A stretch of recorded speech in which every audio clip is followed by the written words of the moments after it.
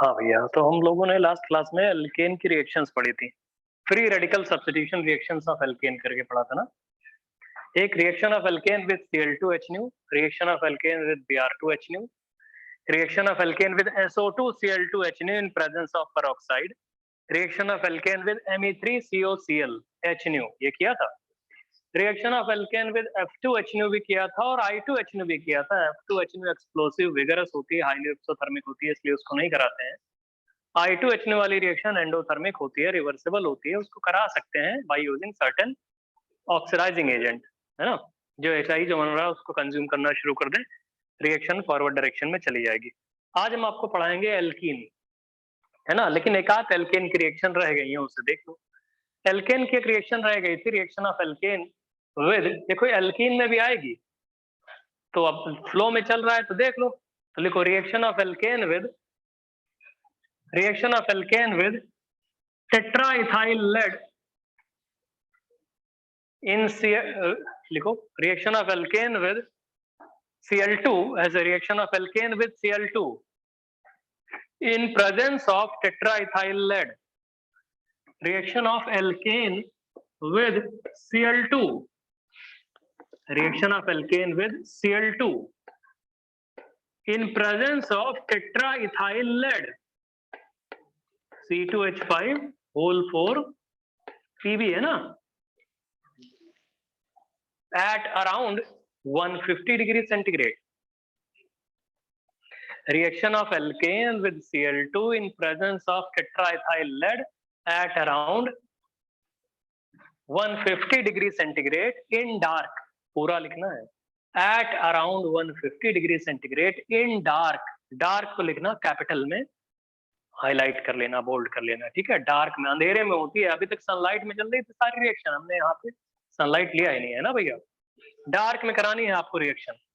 तो हमने क्या लिखा, Cl2 से रिएक्शन तो करा रहे हैं, तो ये टेट्राइथाइल लेड हो गया, और बोलते हैं टेम्परेचर 150 डिग्री सेंटीग्रेड से 180 डिग्री सेंटीग्रेड, और डार्क लिखना बहुत जरूरी है। This reaction is also known as thermal homolysis. पूरा लिखोगे, this reaction is also known as thermal homolysis. This reaction is also known as thermal homolysis, है ना भैया। एनसीईआरटी में ही मिलेगा। एक बार ओलंपियाड में पूछा गया था, अभी 2-3 साल पहले, 4 साल पहले, तब से हमने इसको पढ़ाना शुरू कर दिया नॉर्मली, है ना। केमिस्ट्री ओलंपियाड में आया था, तो हमने बोला इसको पढ़ाना शुरू कर देते हैं, आईटी में क्या पता मिल जाए वो भी, ठीक है। उसके पहले भी बताते थे, लेकिन ओलंपियाड वालों ने उसके बाद पूछा। देखिए ये डार्क वाली चीज जो है, बाकी सनलाइट में होती है, अंधेरे में होती है। लिखो, this method is used for monochlorination purpose of alkene. ये जो मेथड है, this method is used for monochlorination purpose of alkane. This method is used for monochlorination purpose of alkane. alkane का monochlorination purpose के लिए इसको use करते हैं। This method is used for monochlorination purpose of alkane, ठीक है भैया। Mechanism consists of 3 main steps. This reaction is used for monochlorination purpose of alkane. और लिखो, mechanism consist of following 3 steps. इसकी मैकेनिज्म जो होती है, mechanism consist of following 3 steps. Mechanism consist of following 3 steps. कौन कौन से स्टेप्स होते हैं? Chain initiation, chain propagation, chain termination. लेकिन दोस्त ध्यान रखना, यहाँ पे लाइट नहीं होती, अंधेरे में ही होता है सब, हीट करके, इसीलिए तो इसका नाम थर्मल होमोलिसिस बोला गया है, ठीक है भैया। देखो दोस्त, इनिशिएशन क्या होता है, जैसे एक ही बनता है, ठीक है। जैसे अभी तक जितने भी मेथड हमने बताए, सब में मोनो हैलोजिनेशन ही तो होता था। Cl2HNO, SO2, Cl2HNO, Me3COClHNO, सब में मोनोक्लोरिनेशन होता था। Br2HNO में मोनोब्रोमिनेशन होता था। मोनो वाला ही तो पढ़ाया है अभी तक तुमको। इसमें क्या होता है, चेन इनिशिएशन जब होता है, इनिशिएट होती है। इनिशिएट यहाँ पे लाइट का रोल नहीं है, बिल्कुल भी नहीं है। इनिशिएशन थर्मल होमोलिसिस की बात है। तो बोलते हैं जो टेट्राइथाइल लेड है, पहली बात तो मेटल है लेड, उसके साथ 5 तुम कार्बन से लगे हुए कोई अल्काइल ग्रुप लगाए हो, इसको हीट करते हैं, ऊपर से लेड इनर्ट पर इफेक्ट डोमिनेट करता है। तो हीट करने पे क्या है, 150 डिग्री सेंटीग्रेड से 180 डिग्री सेंटीग्रेड पे मेटल और कार्बन के बीच का बॉन्ड वैसे ही अनस्टेबल, उतना ज्यादा स्टेबल नहीं है, वो टूट जाता है और बन जाता है लेड। लेड के पास 4 होते हैं ना, इलेक्ट्रॉन, अरे लेड का वैलेंस शेल का कॉन्फ़िगरेशन 6s2 और 6p2 होता है, तो वो चारों तो रह जाएंगे, और जब ये होंगे तो साथ में 4 इथाइल फ्री रेडिकल बनेगा। अरे CH3 CH2 रेडिकल में, तो भैया लेड बच गया और ये CH3 CH2 रेडिकल बन गया, और ये CH3 CH2 रेडिकल जो बना है, अब ये आगे चल के ड्रामा शुरू करेगा, ठीक है। ये लेकिन ये रेडिकल बनाते टाइम कहीं भी हमने लाइट का नाम नहीं लिया है, हमने चेन इनिशिएशन जो है, इनिशिएशन स्टेप जो है, वो एक्चुअली में इसका इनिशिएशन स्टेप थर्मल होमोलिसिस ही है। होमोलिसिस मतलब हीट करके इसको हम तोड़ रहे हैं, थर्मल होमोलिसिस, ठीक है। अब आते हैं प्रोपगेशन स्टेप पे। प्रोपगेशन, तो जब प्रोपगेशन स्टेप करोगे तो जो इथाइल फ्री रेडिकल बना है वो क्या करेगा? अच्छा, इनिशिएशन में एक और रह गया था, यही पे इनिशिएशन में दूसरा वाला क्या है कि जो C2H5 या CH3 CH2 रेडिकल है ना भैया, एक चीज देख लो, ये Cl2 से वहीं पे रिएक्शन करता है, वहीं पे Cl2 से रिएक्शन करता है और बना देता है CH3 CH2Cl ऐसे, और साथ में Cl फ्री रेडिकल, ठीक है दोस्त। ये इनिशिएशन के दोनों स्टेप्स हैं। दिख रहा है भैया? बहुत लाइट तो नहीं दिख रहा है? ठीक है, हाँ दोस्त। फिर उसके बाद अब आते हैं प्रोपगेशन में। प्रोपगेशन में वही ठीक है, अल्काइल हैलाइड बनाना है हमें, मेथेन है और ये Cl फ्री रेडिकल है, और ये दोनों आपस में रिएक्शन करेंगे तो क्या बनाएंगे?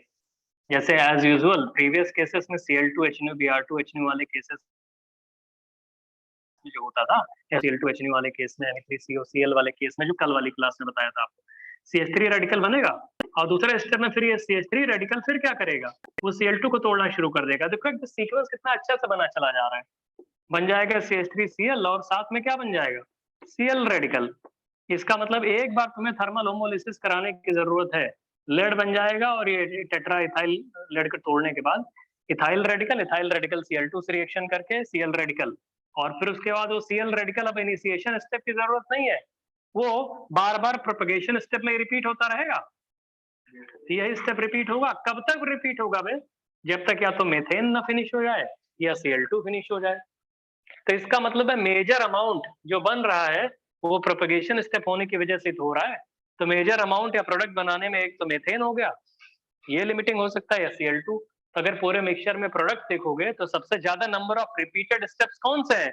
यही प्रोपगेशन वाले हैं। तो इसका मतलब पूरे के पूरे मिक्सचर में ज्यादा अमाउंट में प्रोडक्ट कौन सा मिलेगा? जिसमें ज्यादा नंबर ऑफ रिपीटेड स्टेप्स वाले इन्वॉल्व हुए होंगे। उसका क्या है? CH3Cl और HCl ही तो है। समझ रहे हो भैया? और लास्ट में जो लीस्ट इंपॉर्टेंट स्टेप होता है कि मान लो मिथेन फिनिश हो गया, या मान लो Cl2 फिनिश हो गया पूरे रिएक्शन मिक्सचर में, तो टर्मिनेशन स्टेप होगा, चेन टर्मिनेशन। जो जो रेडिकल कहीं किनारे बचे हुए होंगे, एक आध दो बचे होंगे, टर्मिनेट कर जाएंगे आपस में, क्लब कर जाएंगे जो बचे कुचे होते हैं। कोई बोले सर Cl रेडिकल कहीं किनारे होगा, ठीक है, किसी दूसरे Cl रेडिकल से कंबाइन कर सकता है।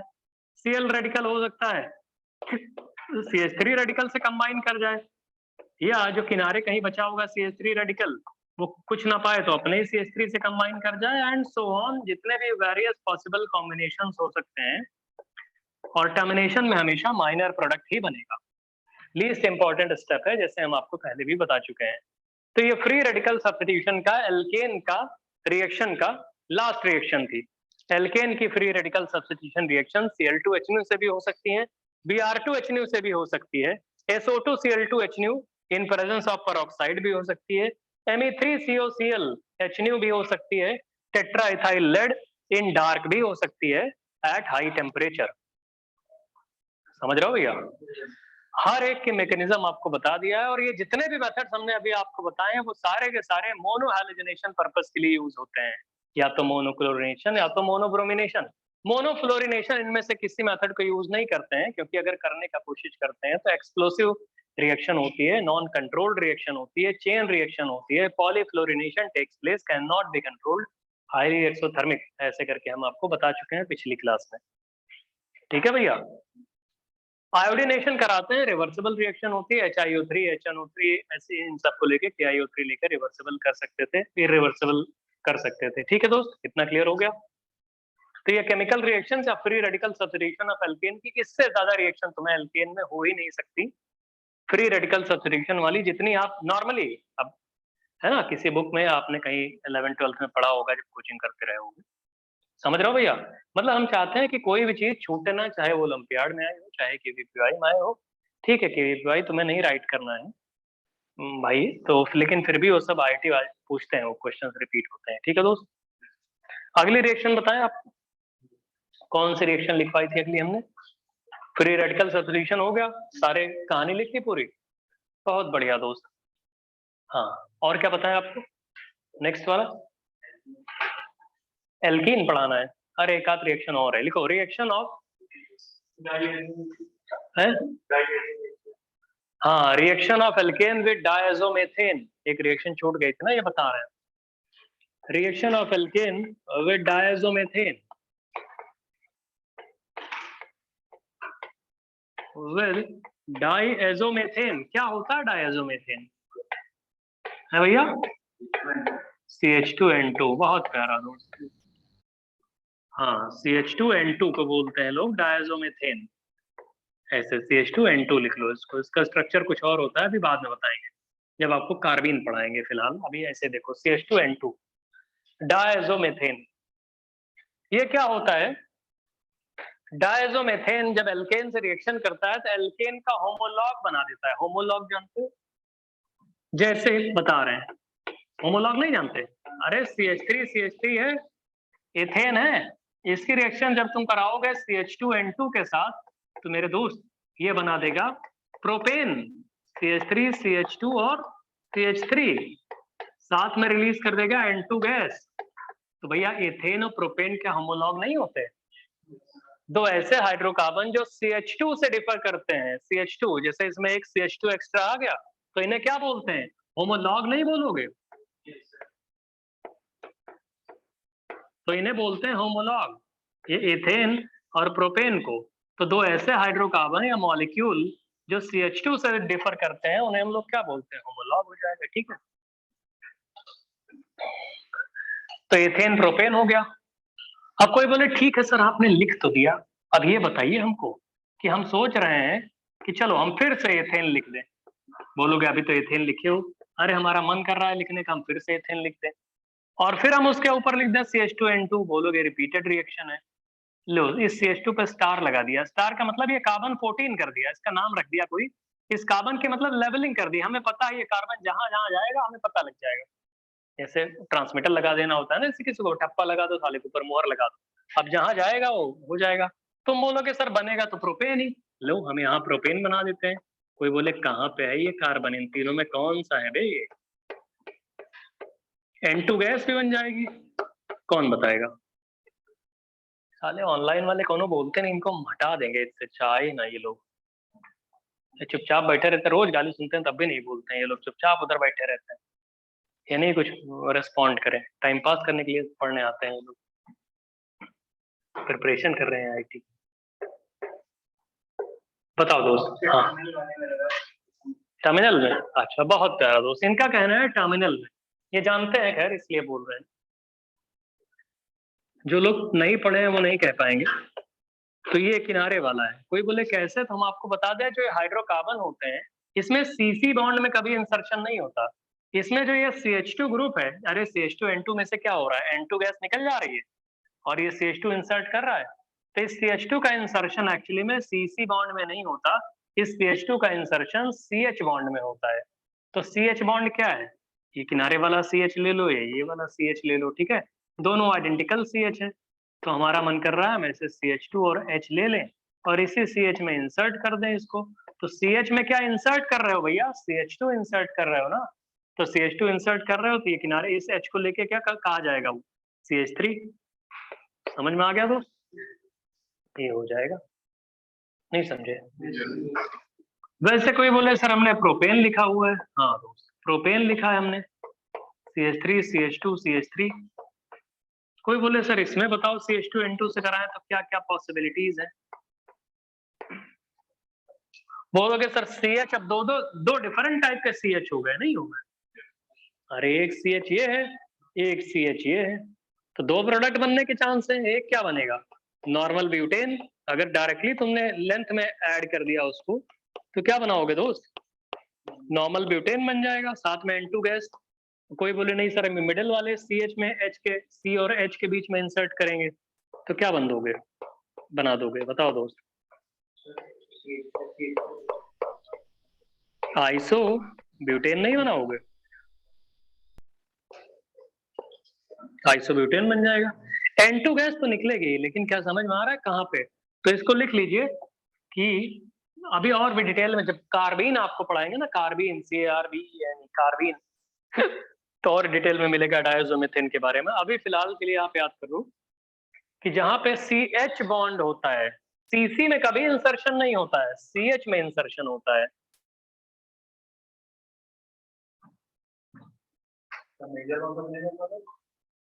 मेजर माइनर परसेंटेज निकालने का तरीका होता है वही, इतने प्रोबेबिलिटी है इतना ये करके, है ना, वो सब ना याद करो, अभी बस प्रोडक्ट बना लो। ठीक है दोस्त?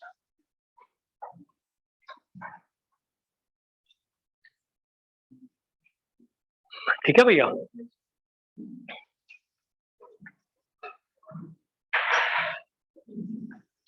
हो गया दोस्त? आगे बताएं। लिखो reaction of alkane with V2O5 vanadium pentoxide या Cr2O5। Reaction of alkane with V2O5 है ना, V2O5 वैनेडियम पेंटाऑक्साइड। अब V2O5, ठीक है, वैनेडियम पेंटाऑक्साइड करके बोलते हैं उसको। ये एक ऑक्सीडाइजिंग एजेंट होता है। और ये जो एल्केन्स की हम बात करने जा रहे हैं, ये 6 कार्बन या 6 कार्बन से ज्यादा कार्बन कंटेनिंग एल्केन की बात करने जा रहे हैं। ये जो आपने को हमने बताया, वो नहीं बताया इसको है? बता दिए हैं, लेकिन उसमें भी आप देखो हमने उस टाइम हेडिंग में लिखवाया होगा, कब बताया है, सब बोला करो। कितने कार्बन के लिए लिखवाया था? 6 या 6 से ज्यादा कार्बन कंटेनिंग मॉलिक्यूल हाइड्रोकार्बन। तो जैसे आपके पास एन हेक्सेन लिखा है, सुनो तो, एन हेक्सेन जानते हो? इसकी रिएक्शन अगर कोई बोले सर हमने V2O5 से करा दिया, तो V2O5 के साथ हीट करोगे तो क्या मिलेगा? बेंजीन बन जाएगा। कोई बोले क्या हो रहा है भैया, ऑक्सीडाइजिंग एजेंट है ना, तो इस मॉलिक्यूल से क्या करेगा, हाइड्रोजन खींच लेगा। ऑक्सीडाइजिंग एजेंट का मतलब क्या होता है? एडिशन ऑफ ऑक्सीजन या रिमूवल ऑफ हाइड्रोजन। तो वैनेडियम पेंटाऑक्साइड ऑक्सीडाइजिंग एजेंट है नहीं? ये ऑक्सीडाइजिंग एजेंट समझ में आ रहा है आपको? कॉन्टैक्ट प्रोसेस में भी तो ये यूज करते हो। H2SO4 बनाने का जो कॉन्टैक्ट प्रोसेस होता है, अगर तुम लोग 12th क्लास में हो जानते होगे, तो V2O5 में ये बन जाएगा। समझ रहे हो भैया? N hexane, normal hexane. कोई बोले सर और अगर हम लिख दें तो एन हेप्टेन लिख दें तो क्या होगा? एन हेप्टेन क्या बनाओगे दोस्त? है? अरे टॉलुइन बन जाएगा। बेंजीन के ऊपर CH3, क्या बोलते हैं इसको? टॉलुइन बोलते हैं। बहुत बढ़िया दोस्त है। कोई बोले नॉर्मल ऑक्टेन ले लें तो क्या बनाएंगे?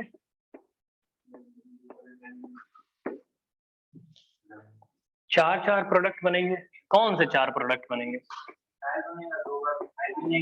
बहुत बढ़िया, एक इथाइल बनेगा और 2 मिथाइल लगेंगे। अच्छा, जब 2 मिथाइल लगते हैं तो कितने स्ट्रक्चर पॉसिबल होते हैं? 3। अरे ऑर्थो मेटा पैरा बनाओगे तो एक प्रोडक्ट ये हो गया, 3 प्रोडक्ट ये हो गए, टोटल 4 प्रोडक्ट आ जाएंगे। बस नॉर्मल सा रिएक्शन है, इसको कर लो। चलो लिखो एल्कीन। हमें आज एल्कीन पढ़ाना था आपको, वो तो बस ऐसे ही रास्ते में आ गया तो बता दे रहे हैं। एल्कीन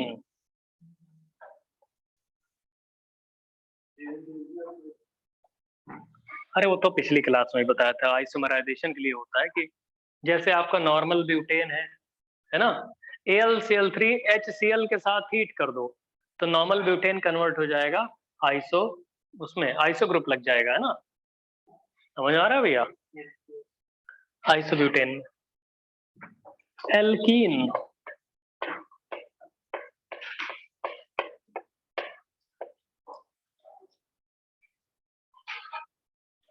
एल्कीन आपको बता रहे हैं। एल्कीन है ना दोस्त, हाइड्रोकार्बन में एल्केन छोटा चैप्टर था, एल्कीन ये बड़ा है। एल्कीन खत्म हो गया, समझ लो हाइड्रोकार्बन फिनिश। जिस दिन एल्कीन खत्म बस एक क्लास और लगती है अल्काइन में, लेकिन ये बहुत बड़ा है। मोस्ट ऑफ द रिएक्शन यहीं पर आ जाती है, बहुत सारे नए नए रिएजेंट तुमको मिलेंगे, नई नई आपको केमिस्ट्री, स्टीरियो केमिस्ट्री समझ में आएगी, स्टीरियो स्पेसिफिक, स्टीरियो सेलेक्टिव, ऐसे ऐसे वर्ड मिलेंगे, regio selective, rearrangement of carbocation, नए नए चीजें मिलेंगी। चलो लिखो, कहाँ पे यूज होता है जनरली एल्कीन? मेजर यूज जो एल्कीन का होता है वो होता है पॉलीमराइजेशन में। अरे पॉलीएथिलीन, पॉलीप्रोपिलीन, पॉलीब्यूटिलीन, सबसे घटिया पॉलीमर कौन सा होता है? पॉलीएथिलीन, फट जाता है तुरंत, लेकिन पॉलीमर ही तो होता है। पॉलीस्टाइरीन होता है। तो मोस्टली या सबसे ज्यादा जो यूज होता है एल्कीन का वो पॉलीमर बनाने में यूज होता है, ऐसे ही आपको बता दे रहे हैं कि और भी जगह यूज होता है, लेकिन मोस्टली लिख लो उसको, मतलब इन जनरल कि जो एल्कीन का यूजर्स है, यूजर्स में लिखना आप लोग, यूजर्स में, ऐसे अगर कोई पूछे कि मेनली आप कहाँ जानते हो, तो मेनली एल्कीन्स जो होते हैं they are used in polymer making industry. Alkenes जो होते हैं जनरली, एल्कीन्स आर यूज्ड, है ना, इन पॉलीमर मेकिंग इंडस्ट्री। सबसे ज्यादा एल्कीन का जो यूज होता है वो पॉलीमर मेकिंग इंडस्ट्री में होता है दोस्त। ठीक है बच्चा, पॉलीमर मेकिंग इंडस्ट्री में एल्कीन का सबसे ज्यादा यूज होता है। अब आपको हम ये बता दें इसकी फिजिकल स्टेट क्या होती है। C1 से C4, कार्बन 1 से कार्बन 4, मतलब एक कार्बन से और 4 कार्बन तक कंटेनिंग जो होती है जनरली एल्कीन्स आर गैसेस। लिख लो,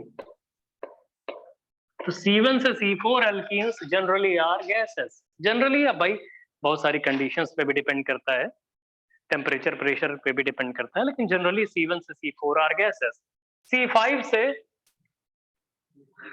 हाँ C5 से C11 लिख लो,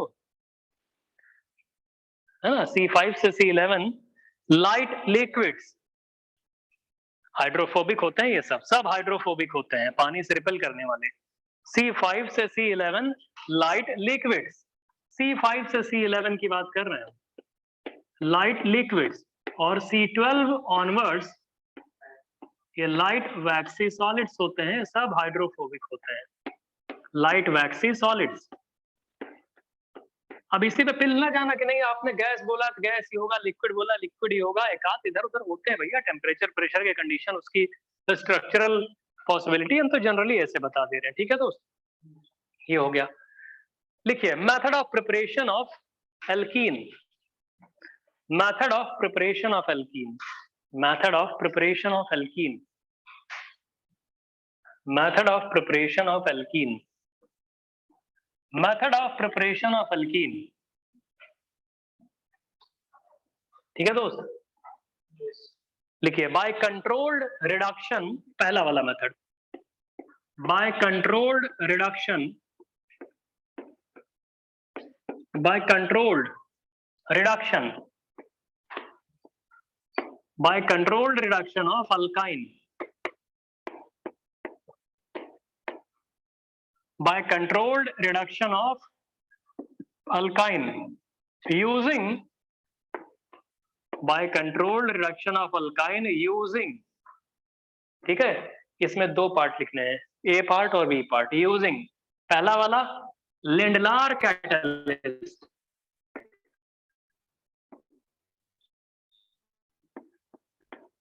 लिंडलार अभी बताते हैं, और दूसरा वाला है बर्च रिडक्शन, बर्च रिडक्शन। ठीक है दोस्त, by controlled reduction of alkyne using, पहला है लिंडलार कैटलिस्ट और दूसरा है Birch reduction. Controlled reduction alkyne के बहुत फेमस है लिंडलार कैटलिस्ट, इसी को कार्बोनिल कंपाउंड में रोजनमंड रिडक्शन बोलते हैं। हाँ ठीक है, तुम लोग जानते हो, मतलब बढ़िया है, लेकिन जो लोग नहीं जानते हो देख लो, इसको बहुत यूज, एक ही रिएजेंट के मल्टीपल नाम भी मिल सकते हैं, आगे चल के बताएंगे, इसलिए जो जहां पे दिखे उसको एज इट इज याद कर लो। ठीक है दोस्त, नया दिखेगा तो बताएंगे। कोई बोले सर अल्काइन का ही रिडक्शन करना है और ये आप बता रहे हो लिंडलार कैटलिस्ट और बर्च रिडक्शन। ठीक है, चलिए ए पार्ट लिखिए, क्या होता है लिंडलार कैटलिस्ट। बहुत बढ़िया, लिंडलार कैटलिस्ट जो बता रहे हो तुम लोग, पॉइजनिंग कर देते हैं ना। और कोई बोले सर यही लगे आप बी भी लिख लो, बर्च रिडक्शन क्या होता है। हम अभी तो ये बता रहे हैं ना। बहुत प्यारा। चलो देखो इधर, जैसे कोई अल्काइन है, इधर देखो भैया, R C triple bond C R dash है, ये आर डैश। लिंडलार्क जो होता है उसको क्या लिखते हैं ऐसे, H2PD। तो भी ये तो H2PD तो पावरफुल रिड्यूसिंग एजेंट होता था, आपने एल्केन बनाने में बताया था। अगर सिर्फ H2PD या H2PT या H2 निकल या H2 राने निकल ले लें तो ये क्या हो जाएगा, एल्केन में कन्वर्ट हो जाएगा, कंप्लीट रिडक्शन हो जाएगा। सिर्फ इतने को लिंडलार्क एटलिस्ट नहीं बोलते, इसके साथ इसकी कैटालिटिक पॉइजनिंग करते हैं। इसको बेरियम सल्फेट ले लेते हैं या कैल्शियम कार्बोनेट ले लेते हैं, सल्फर क्विनोलिन भी ले सकते हैं। तो ऐसे लिखने का ट्रेंड है। H2PD है, उतने से काम नहीं चलता, वो लिंडलार्क एटलिस्ट नहीं है, उसके नीचे आपको ये लिखना ही पड़ेगा बेरियम सल्फेट या सल्फर क्विनोलिन। क्विनोलिन में सल्फर के साथ लिंकेज होती है, इसलिए इसको क्विनोलिन के अंदर ही सल्फर होता है, इसलिए उसको सल्फर क्विनोलिन एक साथ लिखते हैं ना। समझ में आ रहा है? ये होता है the function of using Lindlar catalyst या H2PD बेरियम सल्फेट। सिर्फ ऐसे भी लिखा हो सकता है H2PD बेरियम सल्फेट, बस इतना लिखा मिल सकता है आपको, या सिर्फ इतना भी लिखा हो सकता है H2PD सल्फर क्विनोलिन। समझ रहे हो भैया? या पूरा भी हमने देखा है H2PD barium sulphate sulphur quinoline सब। तो क्या होता है, क्या बनाता है ये एक्चुअली कंट्रोल्ड रिडक्शन करता है, एक डबल बॉन्ड को तोड़ देता है। लेकिन इसमें भी इंटरेस्टिंग पॉइंट ये है कि सिस एल्कीन बनाता है, सिन मैनर में 2 हाइड्रोजन ऐड कर देता है। अरे भाई H2PD H2PT H2 निकल ये सब भी सिन मैनर में ऐड करते थे, लेकिन पूरे डबल बॉन्ड को तोड़ देते थे। ये क्या है, कैटालिटिक पॉइजनिंग कर दिया, कैटलिस्ट डाल के रिएक्शन की स्पीड को या रिएक्टिविटी को कम कर दिया। तो क्या होगा, कैटलिस्ट नेगेटिव कैटलिस्ट एक तरह से कैटालिटिक पॉइजनिंग बोलते हैं उसको। तो एक ही डबल बॉन्ड टूटेगा जिक जिक जिक जिक करके, बस एक डबल बॉन्ड टूट के रुक जाएगा। समझ में आ रहा है भैया?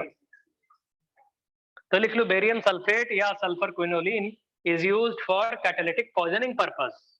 जो बेरियम सल्फेट या सल्फर क्विनोलिन होते हैं they are used for catalytic poisoning purpose. ठीक है दोस्त, बेरियम सल्फेट या sulphur quinoline are used for catalytic poisoning purpose.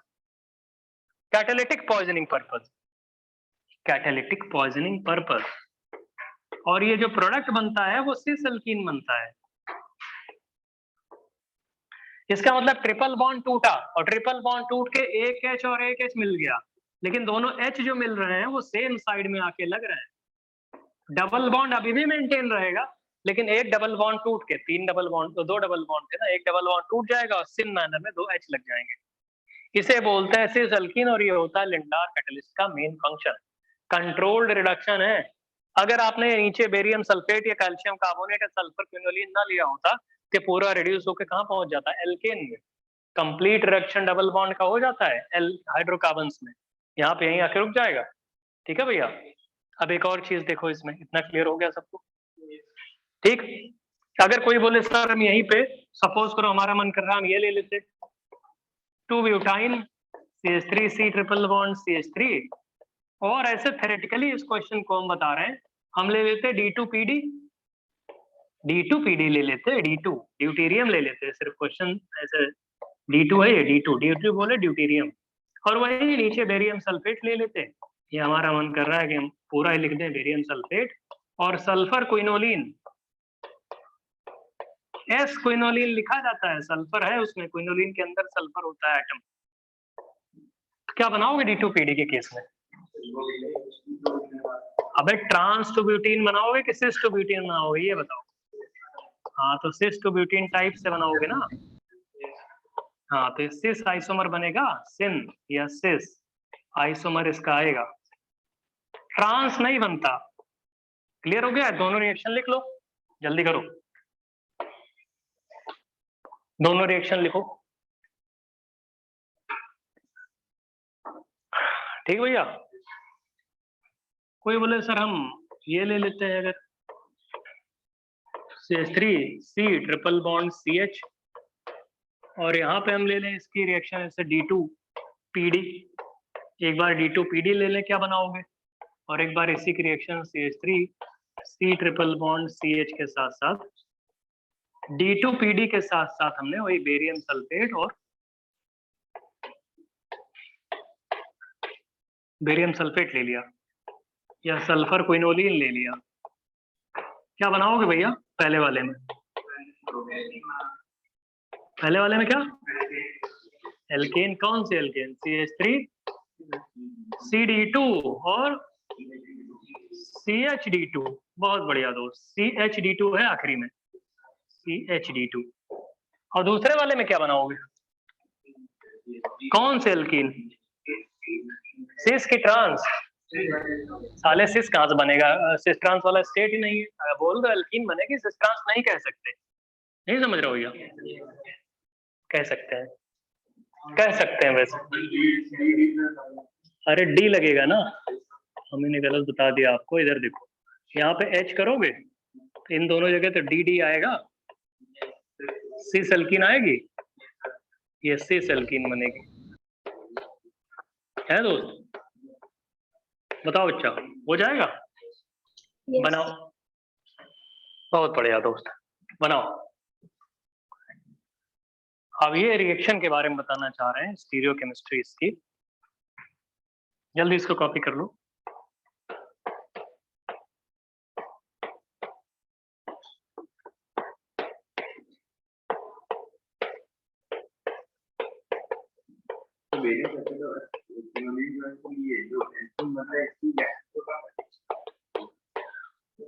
Alkene की रिएक्टिविटी नहीं, H2PD पावरफुल रिड्यूसिंग एजेंट होता है।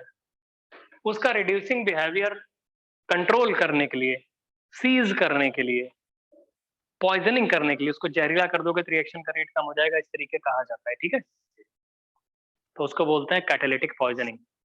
अब इसके नीचे हमने एक वर्ड लिखा है स्टीरियो सेलेक्टिव, और क्या लिखा है? Diastereo selective. पहली बात उसको समझना बड़ा डिफिकल्ट होता है, इसलिए लोग इसको स्किप कर देते हैं। तुम गूगल करोगे तो आधा समझ में नहीं आएगा, इसलिए लोग इसको पढ़ाते ही नहीं। लेकिन आईटी वाले स्टीरियो स्पेसिफिक वर्ड यूज कर चुके हैं, स्टीरियो सेलेक्टिव भी यूज कर सकते हैं। ये रिएक्शन जो लिखा नहीं है यहाँ पे पीछे, ये स्टीरियो सेलेक्टिव है, ये डायस्टीरियो सेलेक्टिव है। लिखो reaction of alkyne with, reaction of alkyne with, reaction of alkyne with Lindlar catalyst, reaction of alkyne with Lindlar's catalyst is an example of stereoselective reaction. Reaction of alkyne with Lindlar's catalyst, reaction of alkyne with Lindlar's catalyst is an example of stereoselective reaction or diastereoselective reaction. Reaction of alkyne with Lindlar's catalyst, Lindlar catalyst, is an example of stereoselective reaction or diastereoselective reaction. ठीक है भैया, ये stereoselective या diastereoselective होती है अगर alkyne की reaction आप कराते हो लिंडार्स कैटलिस्ट से। ठीक है दोस्त, समझ में आ गया? अगर इससे कराओगे तो स्टीरियोसेलेक्टिव या डायस्टीरियोसेलेक्टिव। ठीक है दोस्त? कोई बोले क्या होता क्या है, क्या होता है स्टीरियोसेलेक्टिव या डायस्टीरियोसेलेक्टिव? हम ये बोलते हैं कि अगर इसको कंट्रोल, देखो डेफिनेशन समझो भाई, हम बता रहे हैं ना कि लोग इसको इसीलिए स्किप करते हैं कि समझाना मुश्किल होता है। सिंपल सी चीज है, घबराओ नहीं। अगर तुम इसको कंट्रोल रिडक्शन करोगे तो पक्का एल्कीन बनेगा। कोई बोले सर कंट्रोल रिडक्शन कर रहा है एल्कीन बनेगा, तो सिस भी बन सकता है, ट्रांस भी बन सकता है। तो दो पॉसिबिलिटीज हैं। अच्छा, सिस टू ब्यूटीन और ट्रांस टू ब्यूटीन एंशियोमर होते हैं कि डायस्टीरियोमर होते हैं? डायस्टीरियोमर होते हैं। सिस टू ब्यूटीन ट्रांस को थोड़ा प्रॉम्प्ट किया करो, नहीं तो फिर ये पढ़ाएंगे नहीं तुम लोग को, अगर रिस्पॉन्ड नहीं करोगे तो। तुम्हारे बैच में फिर डाले क्या, हम फिर जाके दूसरे बैचेस को पढ़ाएंगे। इतना जब नहीं बोल पाते हो तुम लोग, तुमको cis two butene trans two butene में एंशियोमर नहीं पता। Cis two butene trans two butene diastereomer होते हैं। तो ये रिएक्शन जो अमंग टू जो डायस्टीरियोमर पॉसिबल है, एक कौन पॉसिबल है? सिस, एक है ट्रांस। उन दोनों में से एक ही प्रोडक्ट दे रहा है ना स्पेसिफिकली। तो among two diastereomers possible, only one product is formed in this reaction. इसलिए इसको बोलते हैं कि दो डायस्टीरियोमर पॉसिबल हो सकते थे हमारे हिसाब से, लेकिन सिर्फ एक पे ही अड़ गया कि हमें एक ही बनाना है। इसलिए इसको बोलते हैं सेलेक्टिवली वो एक ही डायस्टीरियोमर बना रहा है। तो सेलेक्टिवली एक डायस्टीरियोमर का फॉर्मेशन चूज कर रहा है, इसलिए इसको बोलते हैं ये रिएक्शन डायस्टीरियोसेलेक्टिव है। क्योंकि कंट्रोल्ड रिडक्शन के पास बाद या तो सिस बनेगी या तो ट्रांस बनेगी। सिस ही बना रहा है, ट्रांस तो बना नहीं रहा है। तो डायस्टेरियोमर्स जो दो पॉसिबल थे उनमें एक ही तो बना रहा है, इसलिए इसको बोलते हैं डायस्टीरियो सेलेक्टिव या स्टीरियो सेलेक्टिव। लिख लोगे इसको कि भाई दो पॉसिबल एल्कीन्स थी, अल्काइन के कंट्रोल्ड रिडक्शन के बाद दो पॉसिबल एल्कीन्स बन रही थी, उनमें से सिर्फ एक बनाया है इसने, इसलिए इसको बोलते हैं डायस्टीरियो सेलेक्टिव, या सेलेक्टिवली उसने एक ही डायस्टीरियोमर बनाया, तो सेलेक्टिवली एक ही डायस्टीरियोमर बनाया, इसलिए इसको बोलते हैं डायस्टीरियो सेलेक्टिव। सेलेक्टिवली एक डायस्टीरियोमर बना रहा है ना, इस बोलते हैं डायस्टीरियो सेलेक्टिव। सिर्फ इतना सा मतलब है कि दो पॉसिबिलिटीज थी लेकिन उनमें सिर्फ एक बना रहा है, इसलिए इसको बोलते हैं diastereo selective. Diastereo selective possibility दोनों की थी भाई। कंट्रोल्ड रिडक्शन के बाद हमें गारंटी कौन देगा? तो गारंटी ये रिएजेंट दे रहा है ना, ये रिएजेंट बोल रहा है तुम हमको भेजो बेटा, हम उसको कंट्रोल्ड रिडक्शन भी कराएंगे और सेलेक्टिवली सिर्फ एक ही डायस्टीरियोमर बनाएंगे।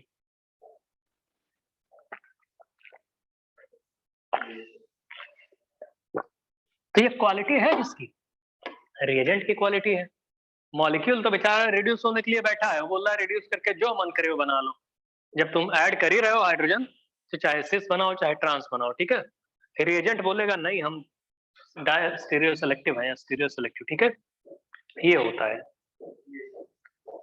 लिखो दूसरा वाला B part, Birch reduction. Birch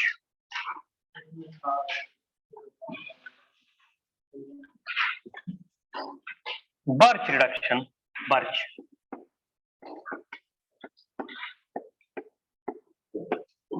Birch reduction, इसमें जो रिएजेंट यूज होता है उसको क्या बोलते हैं? सोडियम इन liquid ammonia, potassium liquid ammonia. Sodium इन लिक्विड अमोनिया, बहुत बढ़िया दोस्त। सोडियम इन लिक्विड अमोनिया ये बता रहे हैं। देखो दोस्त, बर्च रिडक्शन में ये रिएजेंट यूज करते हैं, सोडियम इन लिक्विड अमोनिया यूज कर सकते हैं, कहीं कहीं लिथियम इन लिक्विड अमोनिया पे। कोई बोले सोडियम में ऐसी कौन सी खास बात है, तो लो पोटेशियम भी ले लो। अरे तुम लिथियम ले लो, lithium in liquid ammonia use कर लो, ठीक है। लिक्विड अमोनिया सॉल्वेंट होना चाहिए इसमें, वाटर वाटर ना ले लेना। कोई बोले सर क्या पोटेशियम लिक्विड अमोनिया नहीं ले सकते? अरे ले लो, एग्जांपल में हमने वही लिखा है, ठीक है। पोटेशियम इन लिक्विड अमोनिया या सोडियम इन लिक्विड अमोनिया या lithium in liquid ammonia, generally यही लिया जाता है। जनरली ये क्या करता है, बनाता तो है, कंट्रोल्ड रिएक्शन तो करता है, लेकिन इस रिएजेंट की ब्यूटी क्या है, वो ट्रांस मैनर में जाके ऐड करता है, ट्रांस मैनर में। तो कंट्रोल्ड रिडक्शन ये भी कर रहा है, कंट्रोल्ड पहुंचा देगा उसको, लेकिन जो अल्कीन बनाएगा वो ट्रांस अल्कीन बनाएगा। तो ये भी स्टीरियो सेलेक्टिव रिएजेंट है। खास बात किसमें है? रिएजेंट में है ना। मॉलिक्यूल तो वही है, बोल रहा है जब हमको कंट्रोल्ड रिडक्शन कर रहे हो तो हम कुछ रेजिस्ट नहीं करेंगे, कर लो। लेकिन दोस्त वो प्रोडक्ट जो बनाएगा वो प्रोडक्ट तो कुछ और बना रहा है, ट्रांस अल्कीन बना रहा है, ट्रांस आइसोमर बनाएगा। अगर आपने सोडियम को लिक्विड ND3 में डाल दिया, ड्यूटेरियो अमोनिया में डाल दिया, तो ये ट्रांस अल्कीन बनाएगा, ठीक है दोस्त। वैसे नेक्स्ट वाले में आ जाओ, जल्दी आओ भैया।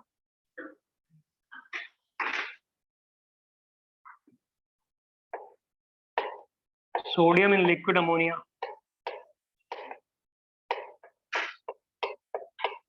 ये भी ट्रांस अल्कीन बनाएगा। मैकेनिज्म बताएंगे, घबराओ नहीं, सब बताएंगे, एक एक करके बताएंगे। ट्रांस अल्कीन, यहां तक पहुंचो दोस्त सब लोग।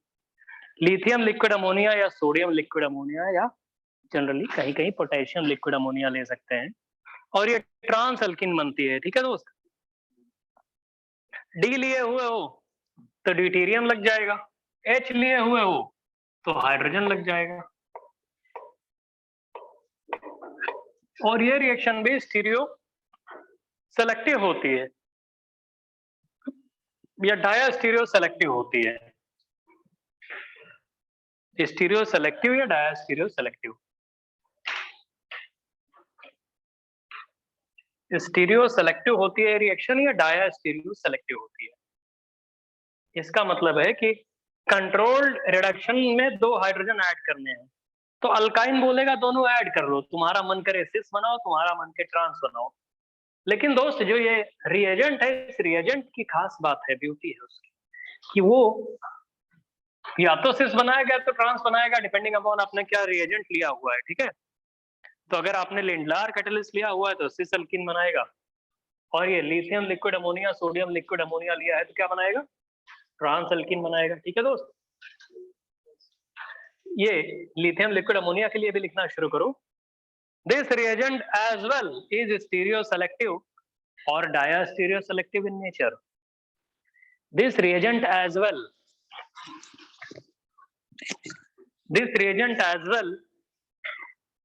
is stereo selective or diastereo selective. This reagent as well is stereo selective or diastereo selective. ये भी तो stereo selective या diastereo selective है, क्योंकि भैया दो पॉसिबिलिटीज थी इस रिएजेंट के पास। क्या क्या था? 2 रास्ते थे, क्या सिस बनाना, ट्रांस बनाना, फिर भी ये ट्रांस बना रहा है। इसका मतलब सेलेक्टिवली वो चूज कर रहा है किसको? एक पर्टिकुलर डायस्टीरियोमर को, है ना।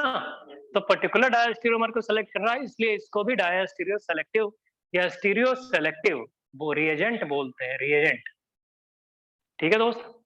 कोई बोले सर ये वो H2PD वाला तो समझ में आ रहा था हमको, बहुत लोगों को कहते हैं ना, डायरेक्टली कहते हैं सर H2PD H2 निकल, तो हमको समझ में आ रहा था कि H2 दिख रहा है साफ साफ, लोगों को लगता है H2 वहां पे साफ साफ दिख रहा है, रिड्यूसिंग एजेंट है। यहाँ सोडियम लिक्विड अमोनिया में हमको दिख नहीं रहा है साफ साफ, ऐसा कहते हैं लोग। तो आपको हम थोड़ा एस ब्लॉक वाली चीज एक बार बता दें, फिर आगे चलते हैं। एल्कीन नहीं है, अब बीच में और कुछ ज्ञान की बातें हैं। कौन सी बातें हैं वो? एस ब्लॉक वाली, सीक्वेंस में चल रहा है ना भैया सब। एस ब्लॉक वाली नहीं, एक्चुअली में H2PD लोगों को दिखता है लिंडार कैटलिस्ट में कि H2 दिख रहा है, H2 गैस दिख रही है, H2 रिड्यूसिंग एजेंट है। अमोनिया कब से रिड्यूसिंग एजेंट होने लगा? लोगों को ऐसा लगता है, क्या होने लगा? तो दोस्त मेरे एक बात बताओ, क्या तुम लोग इस चीज को जानते हो कि जब हम लोग सोडियम को वाटर में डालते हैं तो क्या होता है? कुछ आइडिया किसी को? एक्सप्लोसिव रिएक्शन होती है।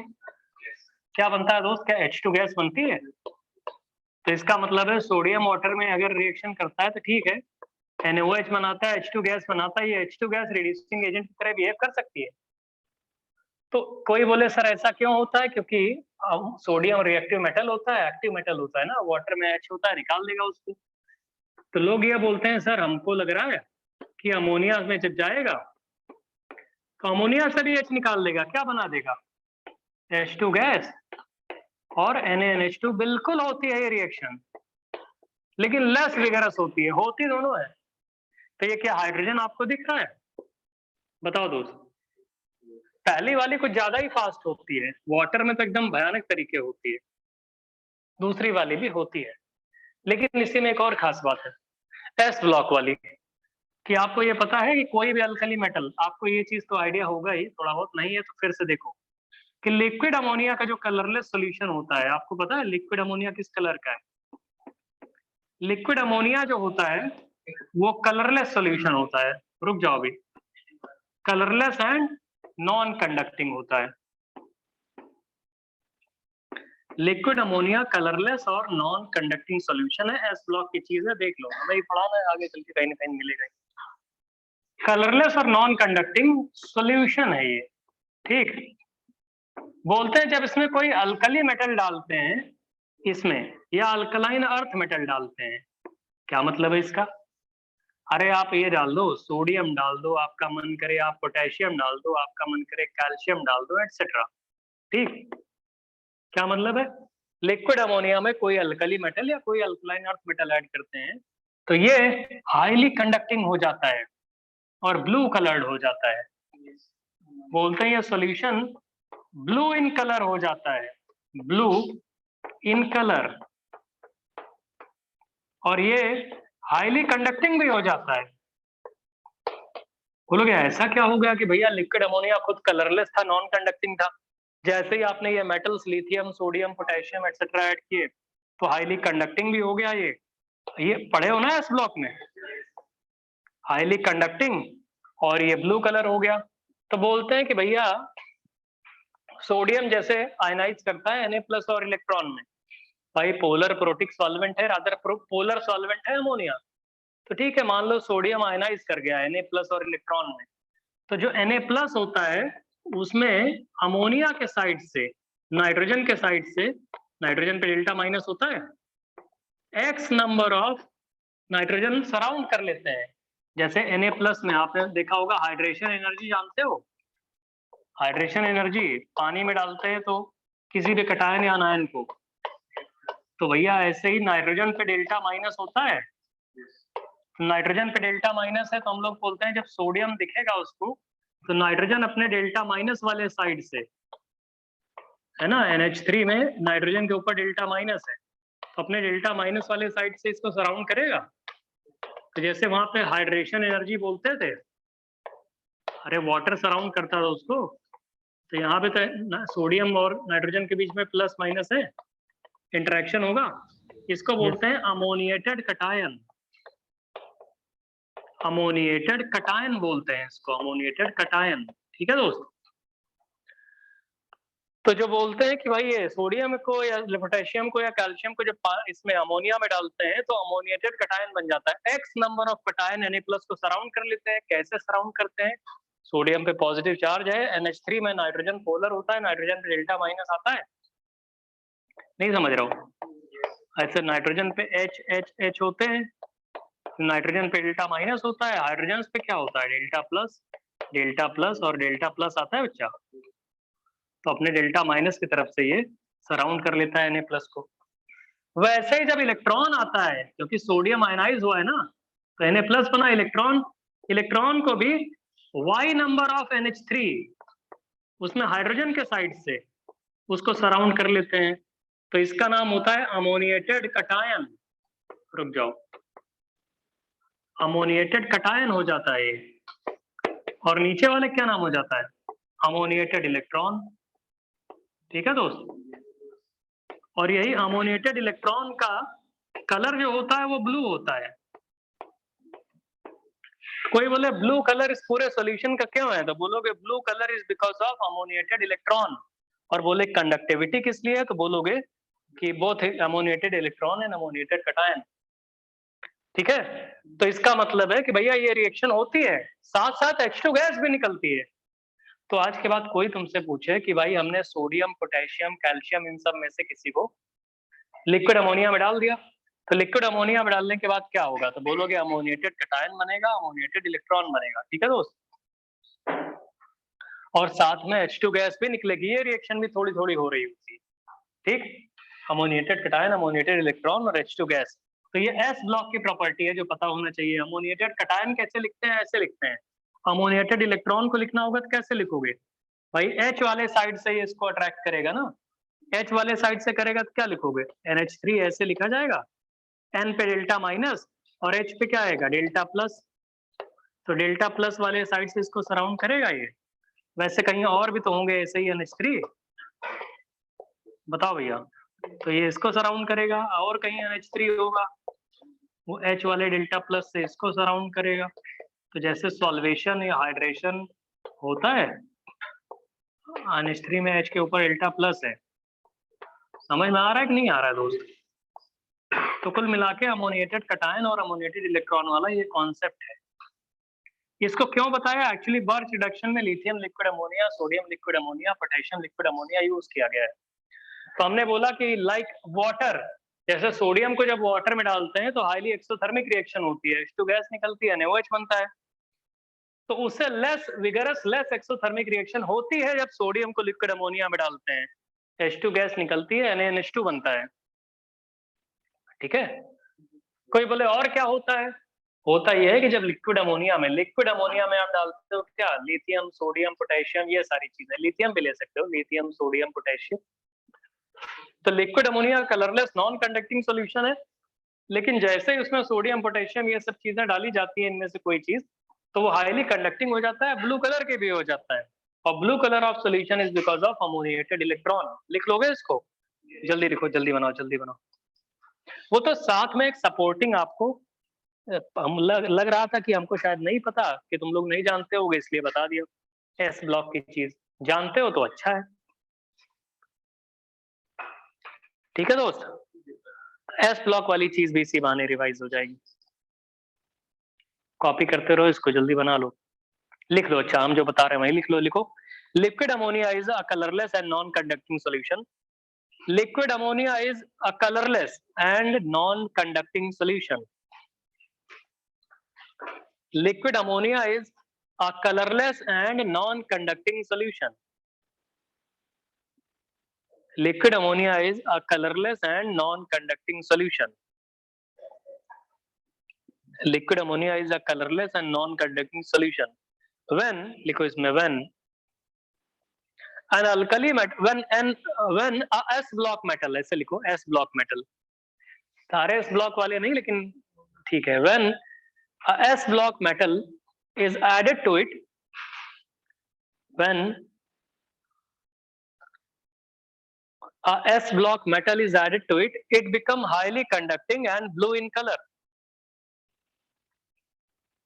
When a S block metal is added to it, it become highly conducting and blue in color. When S block metal is added to it, S block metal में कौन कौन से generally लेते हैं हम लोग? वही lithium, sodium, potassium, calcium etcetera. When S block metal is added to it, it become highly conducting and blue in color. ठीक है, it become highly conducting and blue in color. Full stop के बाद लिखिए, the blue color is due to ammoniated electron. The blue color of solution is due to ammoniated electron. The blue color of solution is due to ammoniated electron. The blue color of solution is due to ammoniated electron, and the conductivity of solution is due to, the blue color of solution is due to ammoniated electron, and the conductivity of solution is due to, the blue color of solution is due to ammoniated electron, and the conductivity of solution is due to both ammoniated electron and ammoniated cation. The blue color of solution is due to ammoniated electron. The blue color of solution is due to ammoniated electron, and the conductivity of solution is due to, and the conductivity of solution is due to both ammoniated electron and ammoniated cation. And the conductivity of solution is due to both ammoniated electron and ammoniated cation. समझ में आ गया दोस्त?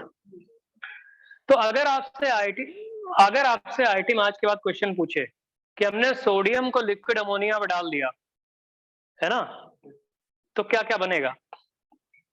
Summary लिखो, if sodium is added to liquid ammonia, summary है ये, एक तरह से आंसर कर दें पूरा। If sodium is added to liquid ammonia, if sodium is added to liquid ammonia, ठीक है भैया, if sodium is added to liquid ammonia, क्या क्या मिलेगा? कॉमा करके लिखिए, वहीं पे लिखिए H2 gas, NaNH2, H2 gas भी मिलेगी हमको, NaNH2 भी मिलेगा, लिखा H2 gas, NaNH2, ammoniated electron and ammoniated cation are observed. हमने बोला H2 gas, NaNH2, ammoniated electron and ammoniated cations are observed. ठीक है भैया, इतनी चीजें आपको मिलेंगी। तो हो सकता है अमोनिएटेड इलेक्ट्रॉन हो जाए, अमोनिएटेड कैटायन अलग से लिखा हो, लेकिन H2 गैस भी आप लिखोगे। ठीक है दोस्त, ये तो हो गया था बर्च रिडक्शन से रिलेटेड। बर्च के मैकेनिज्म आगे बताएंगे आपको। अभी फिलहाल आपको समझ में आया कि स्टीरियो सेलेक्टिव भी होता है, और एस ब्लॉक वाले कुछ पॉइंट भी आपको समझ में आ गए। तो एक मेथड ये हो गया अल्कीन ये बनाने का। ठीक, नेक्स्ट वाला लिखिए, एल्कीन बनाने के ये मेथड हो गए कंट्रोल्ड रिडक्शन ऑफ, किससे? कंट्रोल्ड रिडक्शन ऑफ अल्काइन से। अगला लिखो, प्रिपरेशन ऑफ एल्कीन, दूसरा मेथड है ये। Preparation of alkene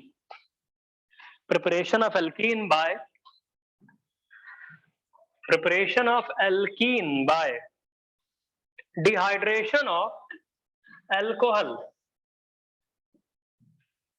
Preparation of alkene by dehydration of alcohol. Dehydration of alcohol है दोस्त. Dehydration मतलब पानी निकालना बे.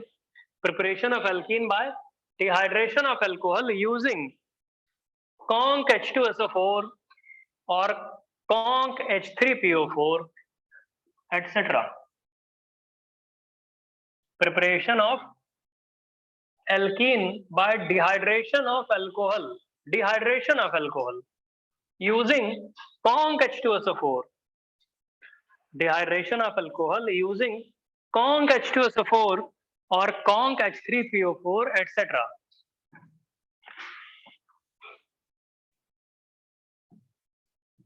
ठीक है दोस्तों. अब conc H2SO4 के बहुत सारे एक्शंस जानते हो आप लोग. डिहाइड्रेटिंग एक्शन भी तो होता है conc H2SO4 का, पानी खींच लेता है. एसिडिक एक्शन भी शो करता है, H+ दे भी सकता है conc H2SO4. ठीक, पहला H+ तो रिलीज कर ही देता है आराम से. तो जैसे हम आपसे बोले लिखो, हम क्वेश्चन दे रहे हैं, डिहाइड्रेशन का मतलब क्या, लिख लो वहीं पे. conc H2SO4 can behave like a dehydrating agent. Conc H2SO4 can behave like a dehydrating agent. Conc H2SO4 can behave like a dehydrating agent. ठीक है दोस्त. देखिए, कोई बोले सर कैसे, तो हम आपसे जैसे ये बोलते हैं CH3 CH2 CH2OH, कोई बोले इसमें से conc H2SO4 से इसकी रिएक्शन करा दो, क्या बनेगा है? जब आपको लिखा गया है, अबे ये प्रोपेनॉल है वो जो तुम बता रहे हो, हम एनसीईआरटी वाला एग्जांपल एक करवा रहे हैं, ये थोड़ी है. जब तक आपसे कुछ कहा ना जाए, वो एक पर्टिकुलर एग्जांपल अलग होता है, बाकी हर केस में आप एल्कीन नहीं बनाओगे. समझ रहे हो? जैसे हमने ये प्रोपेनॉल लिखा है 1 प्रोपेनॉल, अगर आपसे कोई बोले सर हम यहाँ पे OH लगा दें और यहाँ पे CH3 लगा दें 2 प्रोपेनॉल, तो इन सारे केसेस में अगर आप conc H2SO4 से रिएक्शन कराओगे तो आपको क्या मिलेगा, सिर्फ प्रोपीन मिलेगी. एक एल्कीन डिहाइड्रेट कर देगा ना H और OH निकाल के, CH3CH डबल बॉन्ड CH2, और यहाँ पे क्या बनेगा, ये भी तो यही बनेगा CH3CH डबल बॉन्ड CH2. ठीक दोस्त, नहीं समझ रहे हो? क्लियर है? यस. तो ये हो गया. लेकिन जैसे ये लोग बता रहे हैं एनसीईआरटी में इन्होंने अच्छे से पढ़ा है, मतलब बढ़िया चीज है. एनसीईआरटी में एक पॉइंट लिखा है, खैर उसमें अच्छा, बाकी अगर आपको कभी भी अगर आपको ये conc H2SO4 दिखेगा तो आप हमेशा उसका एक्शन कौन सा चूज करोगे, डिहाइड्रेटिंग एक्शन. लेकिन इन्होंने जो बताया अभी कि एक चीज उसमें एनसीईआरटी में लिखी है जो कि ठीक भी है, कि कह रहे थे ईथर बन सकता है. ईथर वाला सिर्फ एक केस जो एनसीईआरटी ने लिखा है उसे एज इट इज याद कर लो. क्या लिखा है उन्होंने लिखा है एथेनॉल. एथेनॉल की 2 कंडीशन में रिएक्शन कराई है. दोनों ही कंडीशन में रिएजेंट कौन सा लिया है, लिखा है conc H2SO4. सिर्फ एक रिएक्शन लिखी है, तुमको भी एक ही याद करनी है. और एक बार लिखा है temperature less than 140 degree centigrade, सिर्फ इतना लिखा है. और दोबारा भी conc H2SO4 लिया हुआ है. अब एनसीईआरटी की लाइन याद तो करना पड़ेगा. और टेम्परेचर लिखा हुआ है वहां पे ग्रेटर देन 170 डिग्री सेंटीग्रेड. और सिर्फ एथेनॉल की बात कर रहे हैं हम, उसी पीने वाले अल्कोहल की बात, उसका केस लिया हुआ है, बाकी और कोई अल्कोहल नहीं लिया है. बाकी सबके केसेस में सब कुछ अलग अलग हो सकता है. तो पहले वाले केस में उन्होंने बोला है कि ईथर बनेगा, डाई इथाइल ईथर, ऐसे डाई इथाइल ईथर. तो एज इट इज इसको याद कर लो अपने मन से, और जबरदस्ती ईथर ना बनाना.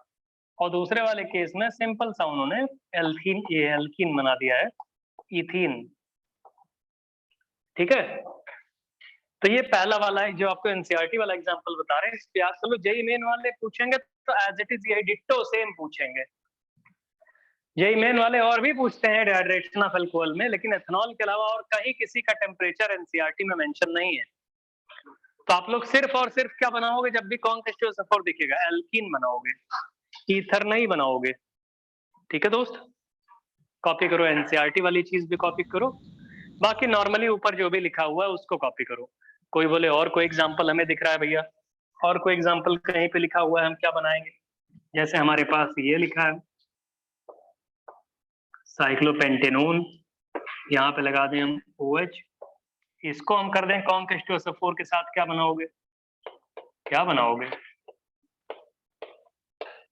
ईथर बनाओगे क्या बे? साइक्लोहेक्सेनोन ले लें, यहाँ पे OH लगा दें, यहाँ क्या बनाओगे? कॉन्क H2SO4 के साथ।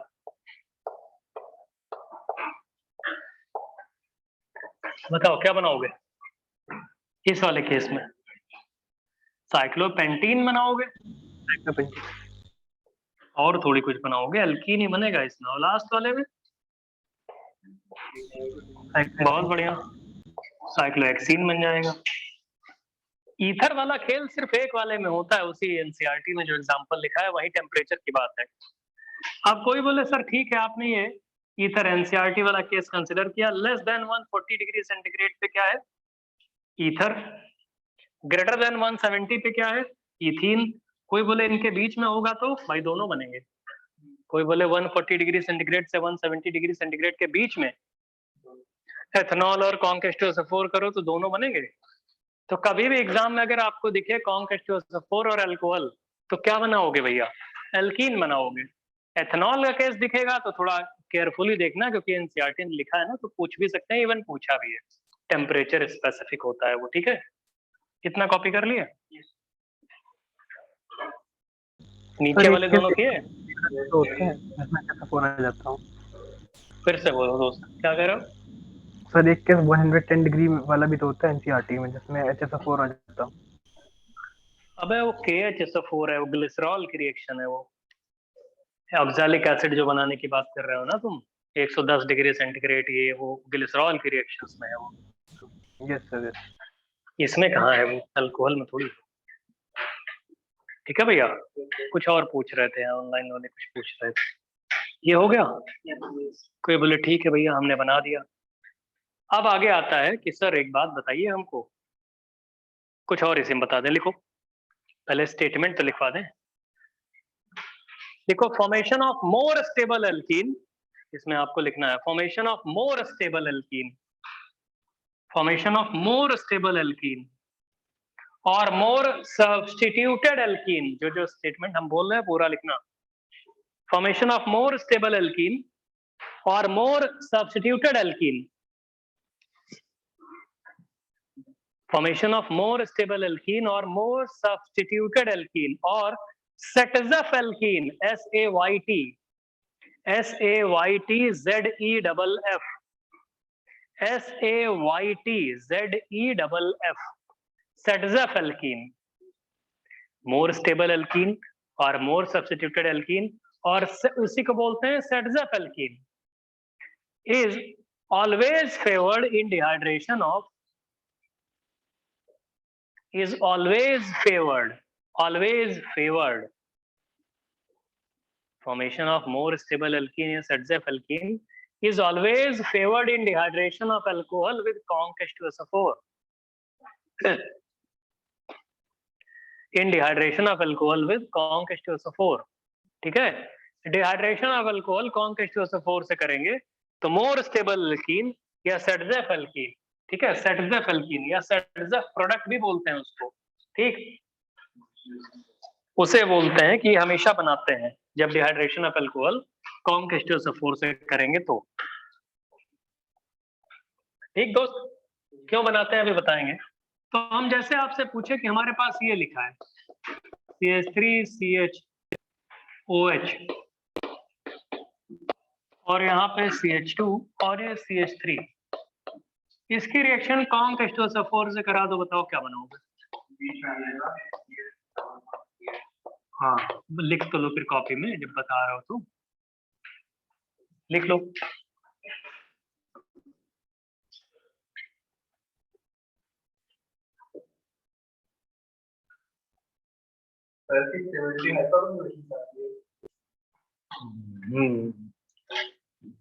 बताते हैं। तो जो हमने स्टेटमेंट लिखवाया उस स्टेटमेंट के बेसिस पे आप क्या बोलोगे भैया 2 ब्यूटीन बनेगा। बीच में नहीं समझ रहा हो, 2 ब्यूटीन बनेगा CH3 CH double bond CH, और कोई बोले इस 2 ब्यूटीन में भी कौन सा वाला बनेगा, ट्रांस वाला बनेगा। ठीक, ऐसे ही तो करोगे, नहीं समझे।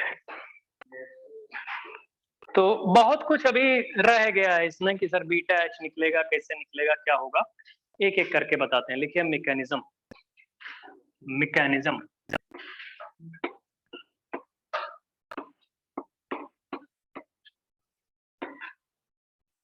Mechanism of dehydration of alcohol, पूरा लिखो बे। Mechanism of dehydration of alcohol, mechanism of dehydration of alcohol. ठीक है दोस्त, कौन के H2SO4 के साथ mechanism of dehydration of alcohol. अब देखो भैया हमारी बात सुनो, कोई बोले किसकी मैकेनिज्म आप बता रहे हो, हम इस वाले की जो बड़ा सिंपल सा था एथेनॉल वाला उसकी बताते हैं, बाकी एक एक करके औरों के भी बताएंगे। CH3 CH2OH वाले की बता दें। मैकेनिज्म किसकी बताने जा रहे हैं वो लिखना तो पड़ेगा कि ये पर्टिकुलर रिएक्शन थी जिसकी रिएक्शन हमने कौन के H2SO4 से बना दिया था इथीन, इस वाले की रिएक्शन हम बताने जा रहे हैं। मतलब सारे स्टेप्स इसी रिएक्टेंट और प्रोडक्ट को ध्यान में रखते हुए बनाएंगे। तो स्टेप 1 क्या होता है, शुरुआत क्या होती है कि भैया जो कौन के H2SO4 होता है वो H+ देगा। अच्छा, कौन के H2SO4 दोनों H+ एक साथ दे देता है क्या? हाँ बहुत बढ़िया। डाइल्यूट H2SO4 होता है जो 2H+ प्लस सल्फेट में कन्वर्ट हो जाता है। कौन के H2SO4 पहले एक H+ देता है और कन्वर्ट हो जाता है HSO4 माइनस में।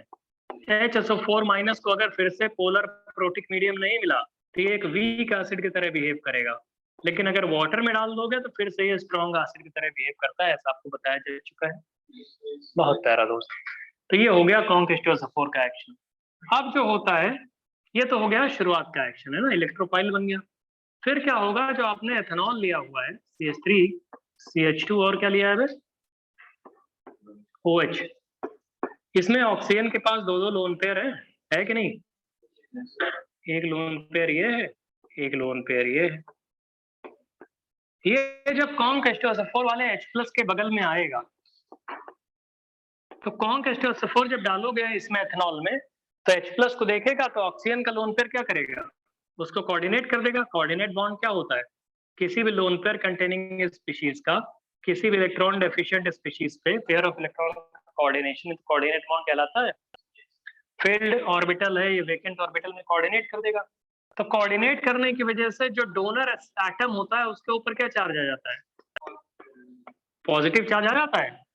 तो डोनर एटम है कौन सा यहाँ पे, ऑक्सीजन, उसके ऊपर क्या आ जाएगा, पॉजिटिव।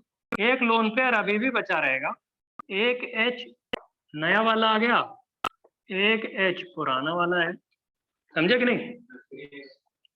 जो एक्सेप्टर एटम है उसके ऊपर क्या आ जाएगा, नेगेटिव। तो लेकिन पहले से ही एक पॉजिटिव है तो पॉजिटिव नेगेटिव मिलके क्या हो गया, न्यूट्रल, और डोनर के ऊपर क्या आ गया, प्लस, ये आ गया। अब दोस्त कौन के H2SO4 का एक एक्शन और होता है, कौन सा एक्शन होता है, डिहाइड्रेटिंग। तो डिहाइड्रेट मतलब पानी को खींच लेगा, तो क्या करेगा, इस वाटर को क्या करेगा, पुल कर लेगा।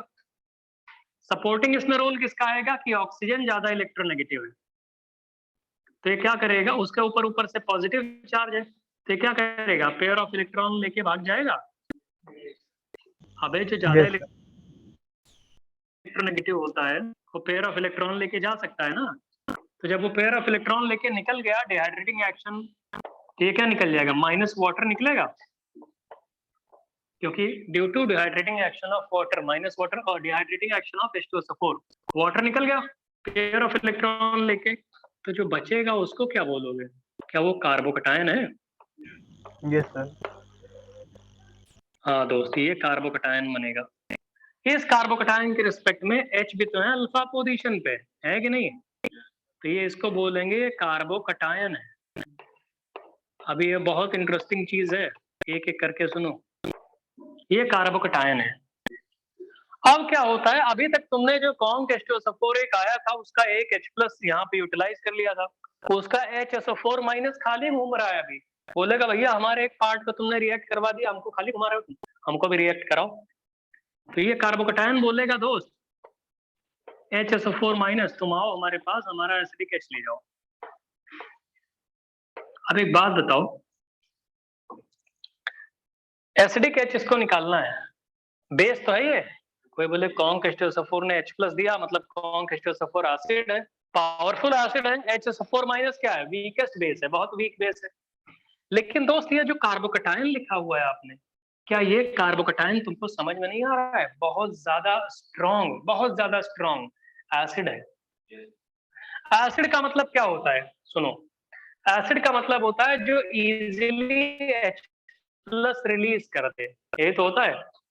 अच्छा, H+ रिलीज करने के बाद जो नेगेटिव चार्ज बने वो जितना ज्यादा स्टेबलाइज होता है उतना ज्यादा एसिड होता है।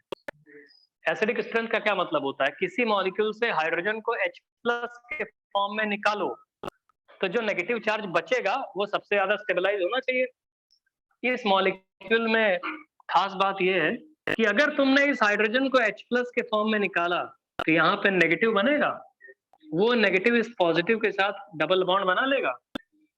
तो इस H+ के निकलने की वजह से ये जो नेगेटिव बना है वो 100% स्टेबलाइज हो गया।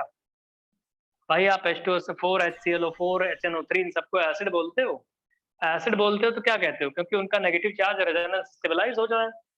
रेजोनेंस स्टेबलाइज होकर क्या चार्ज खत्म हो जाता है? खत्म थोड़ी होता है, रेजोनेंस का मतलब सिर्फ डिस्पर्स होता है। लेकिन यहाँ पे अच्छी चीज क्या है कि जब ये H निकलेगा H+ के फॉर्म में, तो ये नेगेटिव चार्ज 100% इस पॉजिटिव चार्ज के साथ स्टेबलाइज हो जाएगा। तो ये नेगेटिव चार्ज खुद 100% स्टेबलाइज हो गया, और मॉलिक्यूल के अंदर पहले से ही जो इलेक्ट्रॉन डेफिशिएंसी या अनस्टेबिलिटी थी वो भी तो 100% स्टेबल हो गई। नहीं समझ रहे हो दोस्त? ये हाइड्रोजन जो लिखा है ना, ये एसिडिक एसिडिक एसिडिक मतलब जितना ज्यादा कह लो उतना ज्यादा एसिडिक है। ये बहुत ज्यादा एसिडिक है। बहुत ज्यादा एसिडिक का मतलब क्या है कि जब ये H+ निकलेगा तो जो ये नेगेटिव बना है वो पॉजिटिव के साथ 100% स्टेबलाइज हो गया। तो H+ हटने के बाद नेगेटिव चार्ज 100% स्टेबलाइज, वो 100% स्टेबलाइज हो गया, उसकी वजह से तो एसिडिक स्ट्रेंथ है ही। लेकिन उसने साथ साथ जो मॉलिक्यूल के अंदर पहले से ही एक अनस्टेबल कार्बन हुआ करता था, इलेक्ट्रॉन डेफिशिएंट, उसको भी 100% स्टेबलाइज कर दिया। डबल डबल बेनिफिट नहीं हो रहा है। इस H+ के निकलने की वजह से नेगेटिव चार्ज खुद तो 100% स्टेबलाइज हो गया, क्योंकि बाद में बना क्या रहे हो, CH2 डबल बॉन्ड CH2 बना रहे हो ना, तो इसका मतलब नेगेटिव चार्ज 100% स्टेबलाइज हो गया। और पहले से ही मॉलिक्यूल जो इलेक्ट्रॉन डेफिशिएंट फील कर रहा था कार्बोकटायन बनने की वजह से, वो कार्बोकटायन का भी नामो निशान नहीं रहा। तो इसका मतलब क्या है, वो कार्बोकटायन भी 100% स्टेबलाइज और ये भी। इसीलिए HSO4 माइनस जैसा वीकेस्ट बेस, घटिया से घटिया बेस ले लो, वो भी इस H को निकाल सकता है। समझ रहे हो दोस्त? क्योंकि ये H अपने आप में बहुत ज्यादा एसिडिक है, इसको जस्ट झटके की जरूरत है, तुरंत निकल जाएगा। बोलेगा ठीक है, ये नेगेटिव चार्ज 100% स्टेबलाइज होने जा रहा है, ये पॉजिटिव भी 100% स्टेबलाइज होने जा रहा है। डिहाइड्रेशन ऑफ अल्कोहल क्यों होता है, रीजन समझ में आ रहा है दोस्त? बनाओ और लिख डालो यस सर। इसको, बनाओ और जो हमने बताया वो लिख लो, पूरी कहानी ऐसे ही जैसे बताए वैसे लिखिए, तभी आगे डिहाइड्रेशन ऑफ अल्कोहल कर पाओगे।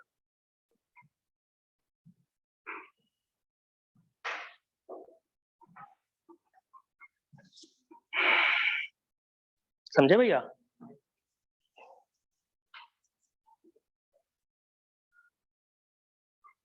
जल्दी करो दोस्त।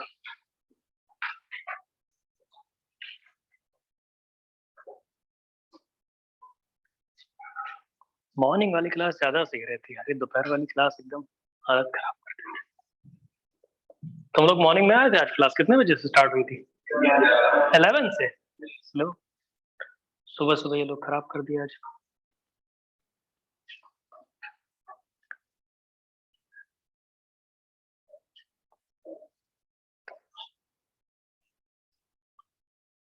लिख लो कि भैया वो ये वाला स्टेप बहुत ज्यादा फास्ट स्टेप है, लास्ट वाला बहुत ज्यादा फास्ट स्टेप है, बहुत ज्यादा फास्ट।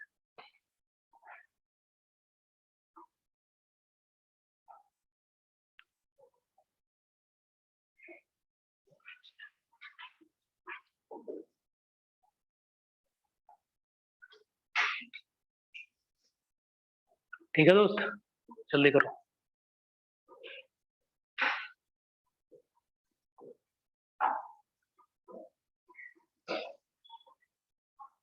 जल्दी कॉपी करो भैया।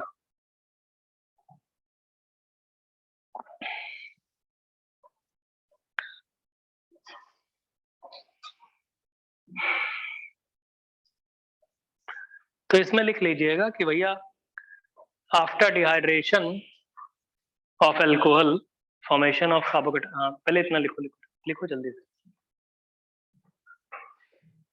कॉपी कर लिया दोस्त?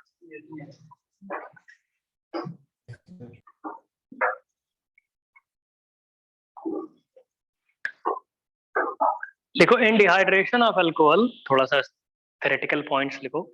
इन dehydration of alcohol formation of a planar carbocation takes place. In dehydration of alcohol, formation of a planar carbocation takes place in first step. In dehydration of alcohol, formation of planar carbocation takes place in first step. In dehydration of alcohol, formation of a planar carbocation takes place in first step. In dehydration of alcohol, formation of a planar carbocation takes place in first step. है ना?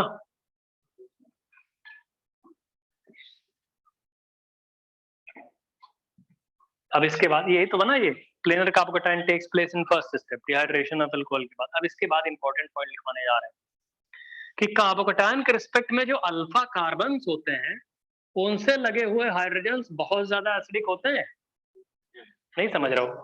Carbocation के respect में alpha hydrogen से लगे हुए alpha carbon से लगे हुए हाइड्रोजन्स बहुत ही ज्यादा एसिडिक होते हैं। इसका मतलब है वो निकल सकते हैं। समझ रहे हो? वैसे जितने भी आपने अभी तक एसिडिक हाइड्रोजन पढ़े हैं उनसे बहुत ज्यादा एसिडिक हाइड्रोजन होते हैं अल्फा ये वाले, इनके बगल वाले, क्योंकि स्टेबिलिटी तो देखो इनकी। तो लिखना शुरू करिए और आगे कंटिन्यू करो इसको।